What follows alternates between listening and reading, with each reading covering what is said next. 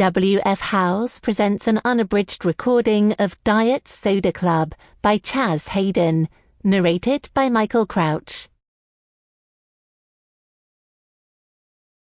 For Melinda, you would have loved this. 1. Most kids probably wake up to the sound of an alarm clock or the smell of breakfast cooking. Maybe, if they're really lucky, they get woken up by their parents with kisses and hugs and all the things parents are supposed to say to make their children believe it's going to be a great day. My sister Beatrice mostly knows waking up to the beeps of hospital machines and doctors poking at her during their morning rounds. And since I spend almost every minute next to her, that's mostly all I've known, too. "I'm just going to take your temperature," a nurse whispered to Beatrice. It was barely light enough in the room for me to see that Beatrice was already awake and sitting up. After 10 years of the same routine, your body starts to anticipate the disturbance, but that doesn't make it easier. Beatrice waved good morning to me. Then she opened her mouth for the thermometer and uncovered her arm from her blanket so the nurse could wrap a blood pressure cuff around it. Everything was a sad reflex. "How long have you been awake?" I asked her.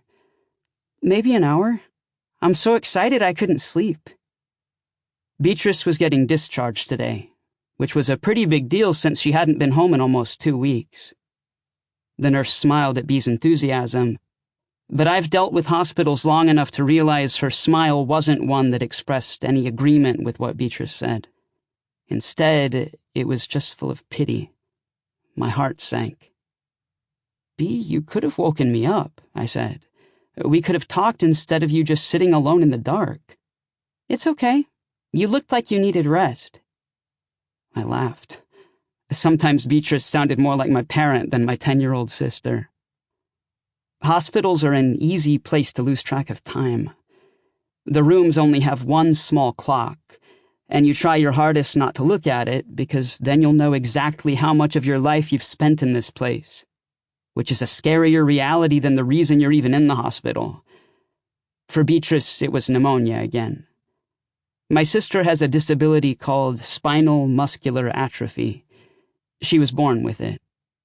There's a whole bunch of medical jargon that goes along with SMA, but the idea is Beatrice has weak muscles. She's never walked and probably won't ever walk. And SMA affects her respiratory system, which is common from what her doctors tell us. Sample complete. Ready to continue?